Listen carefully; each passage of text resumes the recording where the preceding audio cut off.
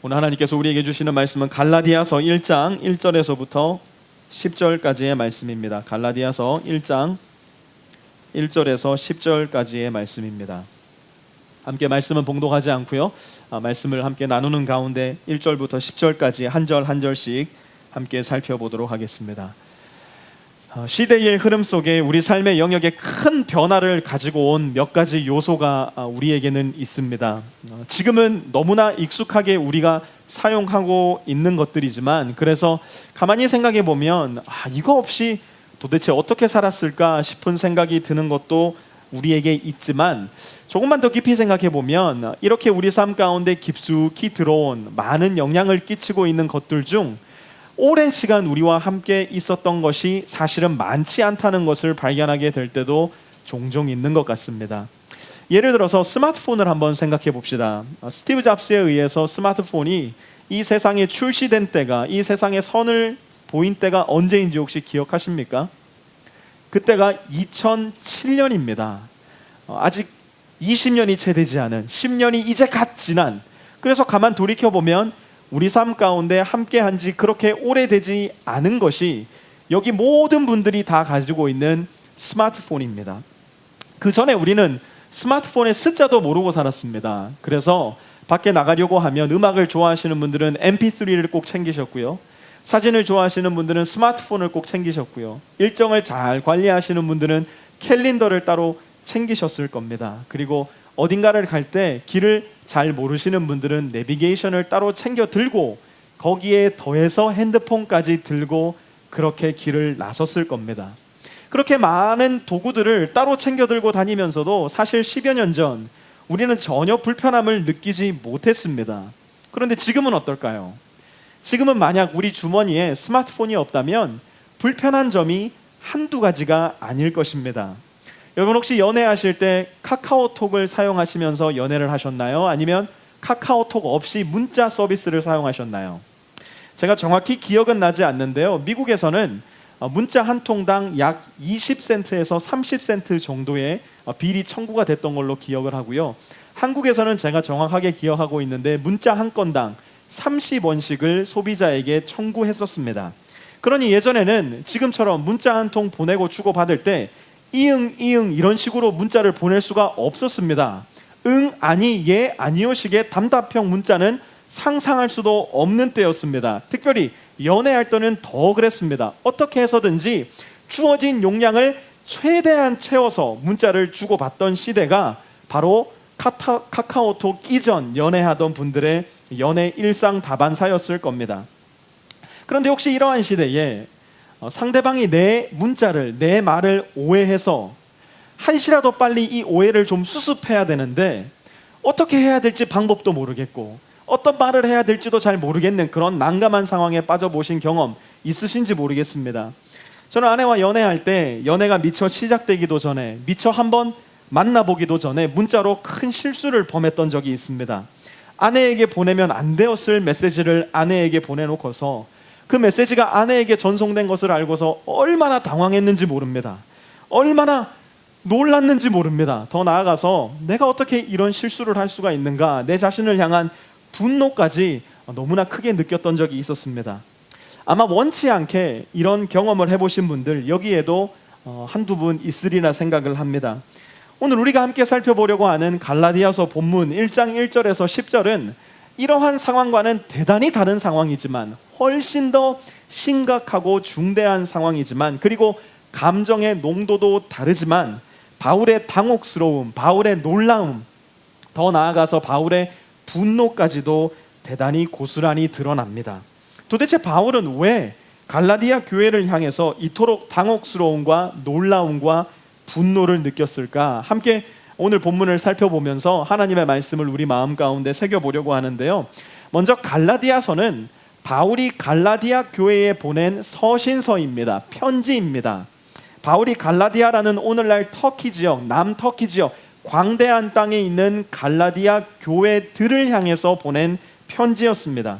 오늘날에는 메시지를 보낼 때 문자를 보내거나 카카오톡을 보내거나 이미 내가 누구인지 다 아는 상황에서 문자를 발송하기 때문에 문자를 보낼 때마다 저는 구본성입니다, 당신은 누구누구입니다, 밝힐 필요가 없습니다. 그러나 이 당시에는 편지의 발신자가 누구인지, 편지의 수신자는 누구인지를 명확하게 밝혀야 할 필요가 있었습니다. 그래서 바울은 이렇게 편지를 시작합니다. 1절 한번 보세요. 사람들이 시켜서 사도가 된 것도 아니요, 사람이 맡겨서 사도가 된 것도 아니요, 예수 그리스도께서 그리고 그분을 죽은 사람들 가운데서 살리신 하나님 아버지께서 임명하심으로써 사도가 된 나 바울이. 바울의 소개를 간단히 요약하면 이겁니다. 저는 사도입니다. I am an apostle. 하나님으로부터 보냄받은 저는 사도입니다. 사도 바울은 간략하게 자기 소개를 이렇게 하고 있는 것입니다. 그렇다면 왜 사도 바울은 자기가 사도라는 사실을 이 편지 서두에서 이토록 분명하게 밝혀야 했는가? 성경에서 말씀하고 있는, 성경에 등장하는 사도라는 단어는 예수 그리스도로부터 직접 말씀을 듣고 예수 그리스도로부터 복음의 계시를 직접 들은 사람만을 지칭하는 단어입니다. 오늘날 신사도 운동이라는 말로 교회에 혼란을 가져다 주고 있는 운동이 있기도 한데요, 오늘은 그 이야기를 하려고 하는 것이 아니기 때문에 길게 이야기할 수는 없고요. 간략히 말하자면 신사도라는 것은 존재하지 않습니다. 왜 그런가? 하나님은 예수 그리스도를 통하여서 우리에게 계시되어야 할 모든 하나님의 말씀을 가르쳐 주셨고, 그 예수 그리스도의 직접 계시를 받은 제자들은 구원받는 데 있어서 조금도 모자라지 않는 완전한 하나님의 계시를 교회를 통해 전수하였기 때문에 새로운 하나님의 계시는 필요하지 않게 되었습니다. 그렇기 때문에 만약 신사도가 존재한다면 그것은 예수 그리스도로 말미암아 모든 계시가 드러나지 않았다는 말이 되고, 만약 예수 그리스도로 말미암아 모든 계시가 드러나지 않았다면 하나님은 또 다른 구원자를 보내셔야만 하기 때문에 이 신사도라는 말은 성립되지도 않고 성립되어서도 안 되는 대단히 위험하고 건강하지 못한 생각입니다. 그러나 당시 바울은 신사도가 아니라 정통 원조 사도로서 자기의 정체성을 분명히 밝힐 필요가 있었습니다. 왜냐하면 사람들은 사도로서의 분명한 정체성을 가지고 있었던 예수님의 제자의 권위를 인정했고, 바울 역시 이 부분에 대해서 교회가 일관된 방향성을 유지하기를 원했기 때문입니다. 그래서 그는 자기 자신이 예수님으로부터 직접 계시를 전해받은, 예수님을 직접 만난, 예수님으로부터 보냄받은 사도라는 사실을 편지의 서두에서 먼저 명확하게 밝힐 필요가 있었던 것입니다. 이어서 사도 바울은 그가 누구에게 편지를 쓰는지 이렇게 밝힙니다. 2절 보세요. 나와 함께 있는 모든 믿음의 식구와 더불어 갈라디아에 있는 여러 교회에 이 편지를 씁니다. 누가 누구에게 편지를 쓰는가? 이것을 서두에 밝히는 일은 그 당시 로마 시대에 있어서 대단히 중요한 편지 형식 가운데 하나였습니다. 오늘날처럼 편지 100통을 쓰면 편지 100통이 다 내가 쓴 주소지로 정확하게 전달되던 시기가 아니었기 때문에 내가 누구며 이 편지를 받는 사람이 누구인지를 서두에 명확하게 밝히는 것이 중요하기도 했고, 그것이 그 당시 편지를 쓰는 관행이기도 했던 것입니다.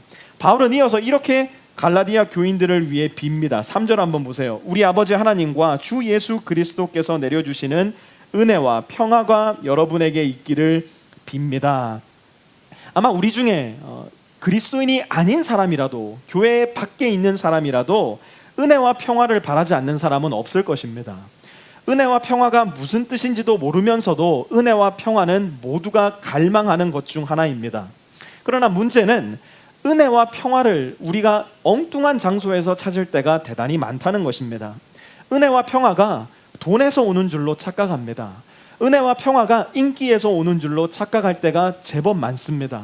은혜와 평화가 힘과 권력에서 올 것이라고 오해할 때가 많습니다. 은혜와 평화가 내가 조금만 아름답기만 하다면, 내가 조금만 멋있기만 하다면 쉽게 올 수 있으리라 착각하기도 합니다. 그러나 바울은 은혜와 평화의 출처를 분명하게 밝힙니다. 우리 아버지 하나님과 주 예수 그리스도께서 내려주시는. 사랑하는 프리스코 세미야 성도 여러분, 저는 저와 여러분이 은혜와 평화를 엉뚱한 곳에서 찾다가 은혜와 평화의 맛도 보지 못하는 불행을 겪지 않기를 바랍니다. 다른 곳에서는 은혜와 평화를 찾을 수가 없습니다. 오직 하나님 아버지와 우리 주 예수 그리스도로부터 은혜와 평화가 온다는 것을 우리는 잊지 않아야만 합니다. 유사 은혜, 유사 평화는 우리가 세상 가운데 찾을 수 있을지 모르겠습니다. 그러나 영원하고도 진실한 은혜와 평화는 우리를 만드시고 우리를 구원하신 하나님 아버지와 우리 주 예수 그리스도로부터만 비롯된다는 것을 우리는 기억해야 합니다. 이제 바울은 본격적으로 갈라디아 지역 교회들에게 편지를 쓰는 이유를 밝힙니다. 4절 한번 보시기 바랍니다. 예수 그리스도께서는 하나님 우리 아버지의 뜻을 따라 우리를 이 악한 세대에서 건져주시려고 우리의 죄를 대속하기 위하여 자기 몸을 바치셨습니다. 4절 말씀을 읽고 있노라면 마치 영화의 클라이맥스를 보는 듯한 느낌이 듭니다. 여러분, 영화가 개봉되기 전에는 늘 영화의 예고편이 먼저 방송이 됩니다. 이 예고편의 기능은 무엇입니까? 이 예고편의 역할이 무엇입니까? 슈퍼맨 예고편을 보면 슈퍼맨을 기대합니다. 배트맨 예고편을 보면 배트맨을 기대하게 됩니다. 예고편은 본편을 기대하게 만드는 기능을 가지고 있는 것입니다. 구약 성경을 통해서 유대인들은 그들의 구원자 곧 메시아를 기대하기 시작합니다. 그리고 구약 시대에는 그들의 구원자 메시아, 그들의 슈퍼맨이 아직 오신 것이 아니었습니다. 너무 보고 싶은 영화가 예고편으로 나왔지만 아직 본편이 나오지 않은 상황, 그것이 구약 시대 유대인들이 처해 있던 상황이었습니다. 그런데 가만 보니 그 메시아의 모습이, 그들의 구원자, 그들의 슈퍼맨의 모습이 그들이 기대한 것과는 조금 달라 보입니다. 정확히 말하자면 예고편을 통해서 보여지는 그들의 메시아는 좀 약해 보입니다. 예고편을 통해서 보여지는 그들의 메시아는 좀 부족해 보입니다. 출신 성문도 좋아 보이지 않습니다. 찌질해 보이기까지 합니다. 미가서를 통해 보여지는 메시아는 궁궐이 있는 예루살렘이 아니라 시골 청구석 베들레헴에서 그가 태어날 거라고 예고합니다.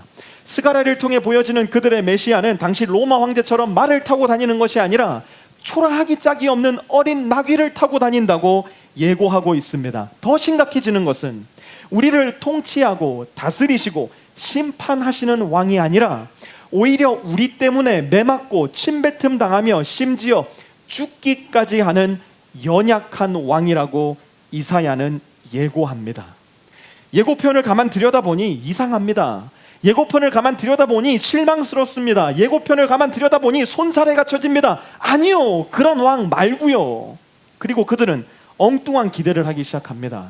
그들의 메시아니까요, 우리의 슈퍼맨이니까요, 예고편과는 전혀 다른 그들의 메시아를 그들 스스로 생각해내고 만들어내기 시작합니다. 내 입맛대로, 내 생각대로, 내 뜻대로 예고편의 내용을 무시하고 전혀 다른 모습의 메시아를 기대합니다. 그리고 진짜 메시아가 마침내 이 세상에 오셨을 때 무슨 일이 일어났는가? 그것이 오늘 4절의 내용입니다. 4절 한번 다시 보시기 바랍니다. 예수 그리스도께서는 하나님 우리 아버지의 뜻을 따라 우리를 이 악한 세대에서 건져주시려고 우리의 죄를 대속하기 위하여 자기 몸을 바치셨습니다. 예수님은 구약 성경 예고편을 통해서 예고된 대로, 예언된 대로 하나님 우리 아버지의 뜻을 따라서 우리를 이 악한 세대, 곧 하나님을 부인하고 미워하는 이 악한 세대에서 건져내 주시기 위해서 우리의 죄를 대신해서 예수님을 십자가에 못 박게 하신 것입니다. 사도 바울은 갈라디아서 서두에 이것을 분명히 밝혀둠으로써 앞으로 계속해서 써내려갈 복음이 무엇인지에 대해서 못을 받고 시작하는 것입니다. 5절까지 그 당시 로마 시대의 편지의 형식을 따라서 편지를 기록해 오던 바울은 갑자기 6절에 이르러서 그 당시 편지의 형식을 파격적으로 깨트리는 형태를 취합니다. 6절의 내용은 상당히 예외적인 형식의 편지 내용입니다. 당시 로마 시대 편지 형식과도 맞지 않았고 사도 바울이 썼던 다른 서신서들을 살펴보았을 때도 사도 바울의 형식과 관행과는 맞지 않는 내용이 거기에 들어가 있습니다. 당시 바울은 편지를 쓸 때 자기가 누구인지, 그리고 편지를 받는 수신자가 누구인지를 밝힌 후 보통의 경우 각 교회를 향한 감사의 인사, 감사의 기도를 각 교회 성도들과 하나님께 올려드리는 내용으로 서두를 장식해 나갑니다. 심지어 윤리적인 문제가 대단히 심각하였던 고린도 교회의 편지를 하면서도 그는 그들로 인한 감사의 인사를 잊지 않았습니다. 심지어 바울이 쓴 서신서 중 가장 짧은 서신서, 한 장밖에 기록되어 있지 않은 빌레몬서에서도 바울은 빌레몬을 향한 감사의 인사를 잊지 않았습니다. 그런데 유독 갈라디아서에서만 사도 바울은 감사의 제목을 빠뜨려 버립니다. 감사의 인사를 생략해 버립니다. 다른 교회에 이미 보내졌던 사도 바울의 편지 형식에 익숙했던 당시 갈라디아 교인들은 바울의 편지를 받아들고 의아했을 겁니다. 이거는 지금 바울이 이 말을 할 타이밍이 아닌데 사도 바울이 왜 해야 되는 말을 건너뛰고 이야기를 하는 것이지? 무슨 의미로 이 말을 하는 것이지? 이유가 뭐지? 의아한 생각이 들기 시작했을 겁니다. 6절 한번 보시기 바랍니다. 여러분을 그리스도의 은혜 안으로 불러주신 분에게서 여러분이 그렇게도 빨리 떠나 다른 복음으로 넘어가는 데는 나는 놀라지 않을 수 없습니다. 바울은 지금 그가 썼던 일반적인 서신서들의 형식을 따라 갈라디아 교인들을 생각하면서 감사할 여유가 없는 겁니다. 그리고 그들을 향해서 격려와 칭찬을 해줄 여유가 없는 겁니다. 더불어 그들에게 감사, 칭찬할 이유도 없는 겁니다. 왜요? 갈라디아 교회는 지금 교회로서의 정체성을 잃어버릴 수 있는, 교회로서의 정체성을 버려버리고 더 이상 교회가 아닐 수도 있는 교회의 가장 큰 위기 가운데 있기 때문이었습니다. 급한 겁니다. 여러분, 응급실에 들어온 환자에게 How are you? I'm fine, thank you. And you? 라는 대화를 주고받고 싶어하는 의사, 환자는 존재하지 않습니다. 지금 피를 철철 흘리고 있는 환자에게, 뼈가 부러져서 팔이 덜렁거리고 있는 환자에게 헤어스타일이 굉장히 아름다운데요, 오늘 날씨 어떻다고 생각하세요? 물어보고 답하는 환자와 의사는 없습니다. 심각한 중상에 있는 환자에게 필요한 것은 아름다운 미사역으로 꾸며진 아름다운 이야기들이 아닙니다. 즉시로 엑스레이 찍으러 들어가고 즉시로 MRI 찍으러 들어가서 수술이 필요한 환자는 즉시로 배를 가르고 수술을 시작하고, 기부스가 필요한 환자에게는 팔과 다리에 기부스를 채우는 것이 응급실에서 해야 되는 일입니다. 다른 거 필요 없습니다. 급한 일, 위급한 일에서는 get to the point 하는 것이 가장 중요한 것입니다. 지금 사도 바울이 갈라디아 교인들에게 하고 있는 것이 바로 그것입니다. 바울은 말합니다. 나는 놀라지 않을 수 없습니다. NLT 번역에 보니까 이렇게 말합니다. I am shocked. 저는 정말 여러분 때문에 충격 먹었습니다. 놀라움을 제 마음에 금할 방법이 없습니다. 이게 도대체 무슨 일이란 말입니까? 사도 바울이 절규하듯 이야기하고 있는 겁니다. 왜요? 도대체 무슨 일이 일어났길래? 첫 번째, 갈라디아 성도들이 다른 복음으로 넘어가 버린 겁니다. 사도 바울이 그토록 샤킹했던 이유, 사도 바울이 그토록 놀라움을 금할 수 없었던 이유는 갈라디아 교인들이 다른 복음으로 넘어가 버렸기 때문입니다. 그렇다면 다른 복음으로 넘어갔다는 것은 무슨 뜻일까? 6절 한번 다시 보시기 바랍니다. 여러분을 그리스도의 은혜 안으로 불러주신 분에게서 여러분이 그렇게도 빨리 떠나, 다른 복음으로 넘어갔다는 말을 쉽게 이야기하자면 은혜를 주신 분을 떠나버렸다는 뜻입니다. 다른 복음으로 넘어갔다는 이야기는 은혜를 주신 분을 떠나버렸다는 것입니다. 더 이상 은혜를 은혜로 받아들이지 않게 된 것입니다. 잘 들으셔요. 은혜를 떠났다는 말은 더 이상 은혜를 은혜로 받아들이지 않는다는 말이에요. 그렇다면 은혜를 은혜로 받아들이지 않는다는 말은 무슨 말일까? 하나님께서 우리에게 주신 은혜를 그대로 받아들이는 것이 아니라 이제는 나의 노력과 나의 공로와 나의 성취로 하나님의 은혜를 벌어들이려고 하는 일이 지금 갈라디아 교회에 생기고 있는 것이었습니다. 은혜는 우리가 벌어들이거나 우리가 살 수 있는 것이 아니라 3절 말씀에서도 이미 분명하게 말씀하고 있듯이 하나님께서 우리에게 무조건적으로 베풀어 주시는 것입니다. 그래서 은혜를 에베소서 2장 8절에서는 이렇게 말씀하고 있습니다. 여러분은 믿음을 통하여 은혜로 구원을 받았습니다. 이것은 여러분에게서 난 것이 아니요 하나님의 선물입니다. 이것은 여러분에게서 난 것이 아니요, 한번 그 뒤 같이 읽습니다. 시작. 하나님의 선물입니다. 아멘. 은혜는 우리가 만들어낼 수 있는 것, 우리가 벌어들일 수 있는 것이 아니라 우리가 우리의 힘으로 도저히 벌어들일 수도 얻어낼 수도 없는 것이기 때문에 그것을 처음부터 알고 계셨던 하나님께서 우리에게 선물로 주신 것이라는 것입니다. 여러분, 아이들에게 선물을 할 때 우리가 아이들로부터 기대하는 것이 무엇입니까? 엄마 아빠 이 로봇은 딱 보니까 굉장히 비싸 보여요. 이 로봇은 아무리 생각해도 제가 지금 가지고 있는 돈으로는 살 수 없는 것 같아요. 제가 조금 더 나이를 먹고 제가 10살이 되고 15살이 돼서 용돈을 더 열심히 벌어들인 후에 이 장난감을 엄마 아빠에게 돈으로 지불하고, 그렇게 하고 나서 제가 이 장난감 가지고 놀게요. 만약 여러분의 자녀가 로봇 장난감 앞에서 이렇게 반응한다면, 아, 내 아들이 참 많이 컸구나, 기특하다 아들아, 이렇게 하시겠습니까? 아니면 그 아들 앞에서 분노와 슬픔과 당혹감을 느끼시겠습니까? 오히려 화가 나고 오히려 짜증이 여러분 마음 가운데 치밀어 오를 것입니다. 자기 힘으로 도저히 살 수 없는 것, 그러나 부모가 사랑과 은혜로서 베풀어진 그 선물을 마음껏 받아들이고 자유롭게 사용할 수 있는 것, 그것이 부모와 자녀 간에 누릴 수 있는 기쁨인 것입니다. 그 선물을 선물로 받아들이지 않는 그 모습, 마치 그러한 모습이 지금 갈라디아 성도들의 삶 가운데 벌어나고 있다는 것입니다. 이어서 바울이 놀라지 않을 수 없었던 이유 두 번째, 그리스도의 진리의 복음에서 다른 복음으로, 존재하지 않는 복음으로 넘어간 이유를 보니까 더욱더 놀라운 거예요. 그 이유가 뭐냐? 다른 복음으로 넘어간 이유가 교회 밖에 있는 사람 때문이 아니라 교회 안에 있는 사람들 때문이었다는 겁니다. 7절 함께 봅니다. 실제로 다른 복음이 있는 것은 아닙니다. 다만 몇몇 사람이 여러분을 교란시켜서 그리스도의 복음을 왜곡시키려고 하는 것뿐입니다. 갈라디아 성도들이 다른 복음으로 넘어간 이유는 교회 바깥에 있지 않았습니다.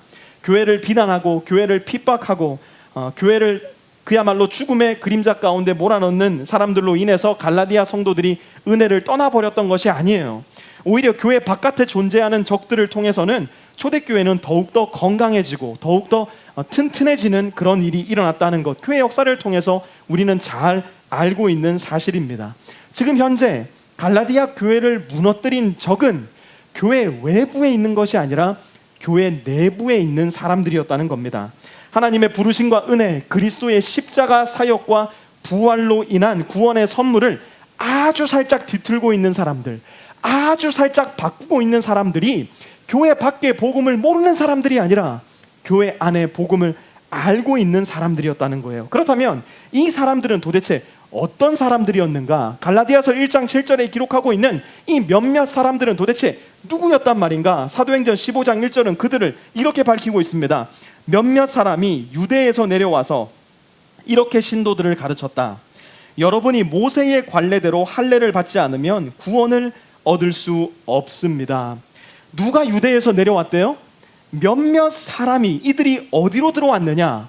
지역 교회 안으로 들어온 겁니다. 그걸 어떻게 알 수 있느냐? 이들이 불신자들을 만나서 가르친 것이 아니라 사도행전 15장 1절을 보니까 신도들을 가르쳤다는 거예요. 이들 가르침의 핵심이 무엇이었을까요? 모세의 관례대로 할례를 받지 않으면 구원을 얻을 수 없습니다. 지금 갈라디아 교회 안에는 유대에서 내려온 몇몇 사람들이 은혜로 말미암은 구원의 선물을 왜곡하고 있는 거예요. 어떻게 해요? 은혜 플러스 할례라는 거짓 복음을 교회 안으로 가지고 들어옴으로 인해서. 그러나 사도 바울은 분명하게 말씀하고 있는 겁니다. 은혜 플러스 something은 존재할 수도 없는 다른 복음이다. 거짓 복음이다. 우리의 구원은 오로지 예수님께서 우리를 위해 베풀어 주신 은혜, 곧 예수님의 십자가 죽으심과 부활의 기초에 있다는 것을 믿음으로 우리에게 선물로 주시는 것이지, 거기에 그 어떤 우리의 행위나 공로를 더함으로 우리가 구원을 얻을 수 있다는 것이 아니라는 것, 사도 바울은 갈라디아서 말씀을 통해서 서두부터 마지막까지 끊임없이 가르쳐주고 있는 것입니다. 그런데 사실은 이것이 우리의 마음을 조금 불안하게 만들고 불편하게 만듭니다. 특히나 오늘날처럼 자기 주도적이고 자기 자아 성취의 목표가 가장 최상위 가치 중 하나가 되어버린 시대에서는 더욱더 그렇습니다. 어떻게 해서라도 내가 스스로 내 인생을 개척해내고 싶어하고 내 목표를 쟁취하고 심지어 천국까지도 내 노력으로, 내 힘으로 얻어내려고 노력하는 세대가 바로 저와 여러분이 살아가는 이 세대입니다. 그러나 구원은 우리 죄로부터의 건짐받는 일은 그렇게 해서 되는 일이 아닙니다. 제가 몇 주 전에도 말씀드렸듯이 물에 빠진 사람이 건짐받을 수 있는 방법은 오로지 물에 빠진 사람을 구하러 들어온 다이버를 100% 신뢰하고 믿을 때에만 가능합니다. 물에 빠진 사람의 발길질도, 물에 빠진 사람의 힘찬 허우적질도 전혀 도움이 되지 않습니다. 오히려 상황을 더 심각하게 만들 뿐입니다. 그러나 몸에 힘을 다 빼고 나를 구하러 들어온 다이버를 믿음으로 그를 붙잡는다면 물에 빠진 사람, 다이버와 함께 살 수 있습니다. 이와 마찬가지로 죄 가운데 빠져서 죽음의 넝쿨로 더욱더 깊이 빠져 들어가고 있는 우리를 위해서 이 땅 위에 우리 주 예수 그리스도께서 내려오신 것입니다. 우리의 죽음 속으로 직접 들어오셔서 우리에게 손을 내밀어 주셨고, 내가 못 박혀야 할 나의 손에 예수님의 십자가를 못 박아 주셨으며, 내가 죽어야 할 그 죽음을 예수님이 대신 죽어 주심으로 인하여서 우리가 주님만을 믿고 주님을 붙잡고 있을 때 주님의 부활 생명은 우리의 부활 생명이 되는 것입니다. 그것이 하나님께서 우리에게 베풀어 주신 이 세상에서 찾아볼 수 없는, 어떤 종교와 사상에서도 찾아볼 수 없는 은혜의 풍성함이라는 것입니다. 지금 갈라디아 교회에 가만히 들어온 몇몇 사람들은 유대인들의 관습, 율법의 잣대를 이방 갈라디아 사람들에게 그대로 갖다 댄 겁니다. 율법이 나쁘다는 것이 아닙니다. 여러분 오해하지 마시기 바랍니다. 율법이 잘못되었다는 것도 아닙니다. 율법은 선하고 거룩하고 좋은 것입니다. 문제가 무엇이냐? 율법은 선하고 좋고 거룩한 것이지만 율법 그 자체로는 조금 더 우리를 하나님께로 가까이 데려갈 수 없다는 것입니다. 오히려 율법은 우리를 하나님으로부터 점점 더 멀어지게 만듭니다. 왜 그런가? 율법은 하나님이 얼마나 거룩하신지를 드러낸과 동시에 저와 여러분이 그 하나님과는 얼마나 다른 존재인지, 얼마나 죄된 존재인지를 가장 명확하게 보여주기 때문입니다. 율법은 하나님의 본 모습을 가장 명확하게 보여주며 우리의 본 모습을 가장 명확하게 보여줌으로 인하여서 우리와 하나님 사이의 거리와 그 거리의 깊이를 명확하게 보여내 줍니다. 율법은 그러므로 우리를 하나님께로 단 1인치도 인도하지 못하는 것입니다. 그러나 은혜는 다릅니다.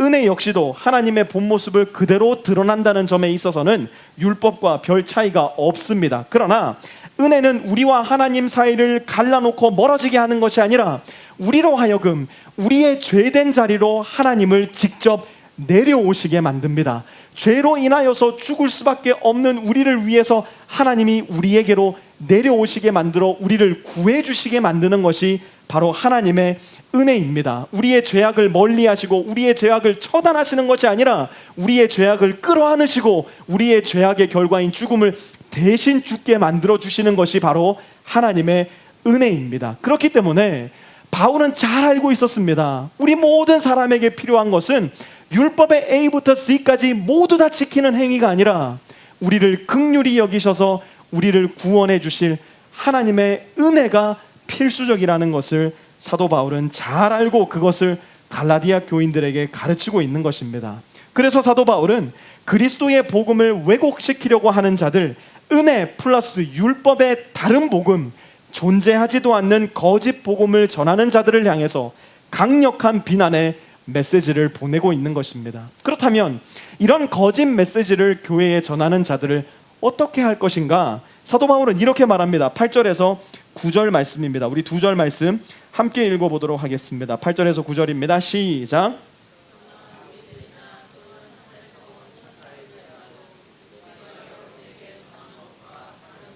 여러분에게 전한다면 마땅히 저주를 받아야 합니다.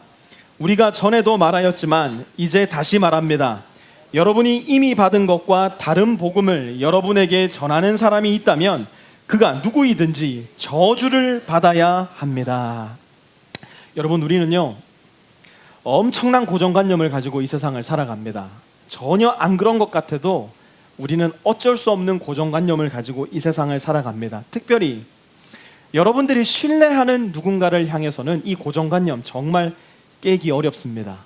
그 사람이 어떤 말과 어떤 생각을 전하든지 간에 여러분이 그 사람을 존경하고 신뢰한다면 그 사람의 모든 말을 비판 없이 우리는 받아들여 버립니다. 이러한 일들이 가장 비일비재하게 일어나는 곳이 어디냐? 바로 종교시장입니다. 제가 종교시장이라고 말한 데 대해서 여러분 주목해 주시기 바랍니다. 종교는 믿음으로 대변되는 영적인 영역이고 시장은 수익으로 대변되는 물질적인 영역인데 오늘날 우리는 이 종교와 세상의 영역을 한데 뒤섞어서 종교 시장을 만들어내었습니다. 어떻게요? 하나님을 전면에, 하나님을 가장 상위에 세워놓는 것이 아니라 내가 신뢰하고 내가 존경하는 사람을 가장 높은 곳에 올려놓음으로써요. 하나님이 무슨 말씀을 하시느냐가 중요한 것이 아니라 내가 신뢰하고 내가 믿는 종교 지도자의 말이 더 중요한 시대를 오늘날 살아갑니다. 기독교도 마찬가지입니다.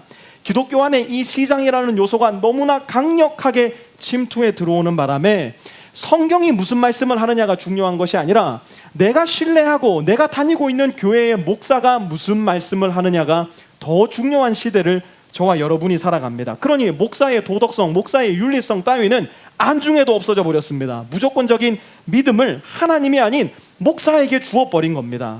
그 목사가 심지어 성경의 내용과 부딪히는 말씀을 전한다고 할지라도 관계없습니다. 왜요?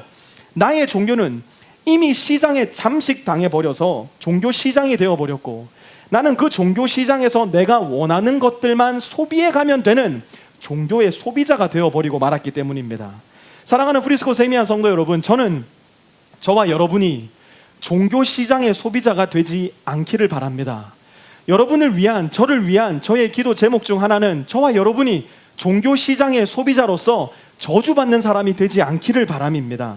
저와 여러분은 하나님의 말씀을 목회자들을 통해서 들을 뿐만 아니라 내가 직접 나의 눈으로 읽고 내가 직접 나의 귀로 들을 뿐만 아니라 나의 마음과 영혼에 새기며 나의 삶으로서 증거하고 하나님을 경험해야만 하는 하나님의 자녀요 예수 그리스도의 제자들이라는 사실을 우리는 잊지 않아야 합니다. 그렇기 때문에 저 같은 목회자들의 말을 아무런 비판 없이 아무런 생각 없이 무조건적으로 받아들이는 것은 대단히 위험합니다. 여러분이 가지고 있는 성경을 통해서, 여러분이 손에 들고 있는 이 성경을 통해서, 여러분이 읽고 있는 이 성경을 통해서 여러분의 삶을 통해, 여러분의 기도를 통해 목사가 하는 그 말씀이 진리의 말씀인지를 확증해낼 수 있어야 합니다. 심지어 바울도 말하는 겁니다. 7절 말씀 한번 다시 보시기 바랍니다. 그러나 우리들이 누굽니까? 바울을 비롯한 예수님의 12제자 초대 사도들을 일컫는 말입니다. 뿐만 아니라 하늘에서 온 천사들지라도, 천사들이 누굽니까? 이미 하나님과 함께 있는 거룩한 존재들입니다. 하나님의 사자들입니다. 그런데 이러한 사람들도 그리스도의 복음이 아닌 다른 복음을 전한다면 어떻게 해야 된다고 말씀합니까? 마땅히 저주를 받아야 합니다. 무슨 말을 하는 겁니까? 메신저가 중요한 것이 아니라 메시지가 중요하다는 겁니다. 심지어 사도 바울이 프리스코 세미한 교회에 와서 말씀을 전한다 할지라도 그 사도 바울이 하나님의 메시지를 전하지 않는다면 사도 바울이라는 메신저는 저주받아 마땅하다는 얘기입니다. 메신저가 중요한 것이 아니라 메시지가 중요하다는 것, 우리는 잊어서는 안 됩니다. 빌리 그레함 목사님이 되었든지 간에, 사도 바울이 되었든지 간에, 저와 여러분들 중 누가 되었든지 간에 우리가 중요한 것이 아니라 하나님의 말씀, 메시지가 중요하다는 것을 사도 바울은 말씀하고 있는 것입니다. 사도 바울은 갈라디아 교회에 보낸 편지의 첫 번째 부분을 이 질문을 던지며 마무리합니다. 10절 함께 봅니다. 내가 지금 사람들의 마음을 기쁘게 하려고 하고 있습니까? 아니면 하나님의 마음을 기쁘게 해드리려 하고 있습니까? 아니면 사람의 환심을 사려고 하고 있습니까? 내가 아직도 사람의 환심을 사려고 하고 있다면 나는 그리스도의 종이 아닙니다. 여러분, 사도 바울은요, 사람들의 마음을 기쁘게 하는 방법을 대단히 잘 알고 있었습니다. 로마 시민으로서 로마의 문화와 사상과 종교에 대단히 익숙한 사람이었습니다. 뿐만 아니라 유대인 중에 유대인으로서, 바리새인 중에 바리새인으로서 유대 문화와 관습, 유대교에 대단히 정통한 사람이었습니다. 그래서 실제로 바울은 유대인들에게는 유대인들처럼, 이방인에게는 이방인처럼 행동하며 복음을 전합니다. 실제로 고린도 교회에 그가 편지를 쓸 때는 이렇게까지 말하기도 했습니다. 고린도전서 10장 32절에서 33절입니다. 여러분은 유대 사람에게도 그리스 사람에게도 하나님의 교회에도 걸림돌이 되지 마십시오. 나도 모든 일을 모든 사람의 마음에 들게 하려고 애씁니다. 그것은 내가 내 이로움을 구하지 않고 많은 사람의 이로움을 추구하여 그들이 구원을 받게 하려는 것입니다. 바울은요, 복음의 근원이 흔들리지 않을 때, 복음이 타협되지 않을 때 얼마든지 유대인에게는 유대인으로서, 이방인에게는 이방인처럼 카멜레온의 모습을 하고 나아갔던 사람입니다. 그 지역의 문화와 관습에 맞게 그 자신을 상황화시켜 나가며 복음을 전했던 사람입니다. 그 지역의 사람들 마음에 거슬리지 않도록 그는 자기 자신을 환경에 맞추어 나갔던 사람입니다. 그러나 만약 복음의 근본이 흔들릴 기미가 조금이라도 보인다면, 만약 복음의 근본이 흔들릴 기미가 조금이라도 보인다면 그는 망설이지 않고 사람들을 향하여 독서를 날리고 사람들을 향하여 진리의 말씀을 가르쳤던 사람입니다. 모든 사람들이 자기 자신을 미워하고 박해하고 심지어 죽음의 위협을 가할지라도 만약 복음의 근본이 흔들릴 위험이 있다면 그는 조금도 타협하지 않았던 사람이었습니다. 바울은 복음이 이방 사람들에게, 유대 사람들에게 어떻게 들리고 어떻게 보이는지를 가장 잘 알고 있는 사람 중 한 명이었습니다. 그래서 그는 이렇게 말씀합니다. 고린도전서 1장 23절요. 우리는 십자가에 달리신 그리스도를 전합니다. 그리스도가 십자가에 달리셨다는 것은 유대인에게는 거리낌이고 이방 사람에게는 어리석은 일입니다.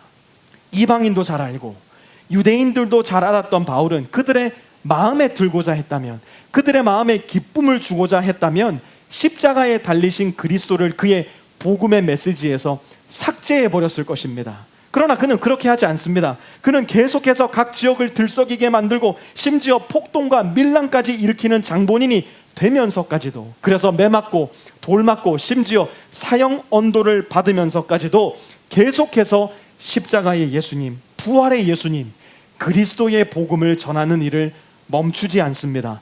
조금만 타협해 준다면, 조금만 양보해 준다면, 그래서 그리스도가 전부가 아니라 우리 인간의 노력, 그러니까 복음에 유대인의 율법을 조금만 얹어준다면, 조금만 타협을 해줬다면 사람들의 입맛에 딱 맞춘 맞춤식 복음을 전할 수도 있었을 텐데, 그랬다면 그도 조금 더 편안하고 윤택한 삶을 살 수도 있었을 텐데, 바울은 사람들의 입맛에 맞춘 다른 복음이 아닌 하나님께서 하신 일을 그대로 전하는 그리스도의 복음만을 전합니다. 만약 그리스도의 복음에 인간의 행위를 더한다면 그것은 그리스도의 복음, 곧 십자가 죽으심과 부활이 우리 인간을 구원하는 충분한 능력이 될 수 없다는 의미가 되고 맙니다. 만약 율법의 행위가 구원의 요소가 된다면 예수 그리스도의 시대, 곧 메시아 시대는 아직 오지 않았다는 의미가 됩니다. 만약 메시아 시대가 아직 오지 않았다면 이미 오신 예수님은 메시아가 아니라는 의미가 되고 맙니다. 만약 오신 예수님이 메시아가 아니시라면 예수님은 십자가 위에서 인류의 모든 죄를 끌어안고 죽으신 분이 아니라 오히려 저주를 받아 죽고 마신 한 인간이 되고 맙니다. 그러나 만약 예수님이 구원의 모든 과정을 처음부터 끝까지 모두 다 이루어내신 메시아라면, 만약 예수님이 십자가 위에서 인간이 짊어져야 했던 모든 죽음의 저주를 짊어지고 그 죽음의 저주를 끊어버리시고 모든 것을 다 이루신 구원자 메시아라면 예수님만으로 구원이 불가능하다라고 말을 전하는 자들이 저주를 받는 것은 마땅한 일이 되는 겁니다. 그리스도가 십자가에 달리셨다는 것은 유대 사람에게는 거리낌이고 이방 사람에게는 어리석은 일이며 저와 여러분 한국 사람에게는 믿을 수 없는 소식입니다. 그러나 고린도전서 1장 24절 말씀 우리 함께 읽어보겠습니다. 시작. 부르심을 받은 사람에게는 유대 사람에게도 그리스 사람에게나 이 그리스도는 하나님의 능력이요 하나님의 지혜입니다. 앞으로 10주에 걸쳐 갈라디아서 말씀을 함께 나누면서 이 하나님의 능력, 이 하나님의 지혜가 우리 마음에 믿어지기를 바랍니다. 우리 주 예수 그리스도가 우리의 인생의 분명한 왕이 되시기를 바랍니다.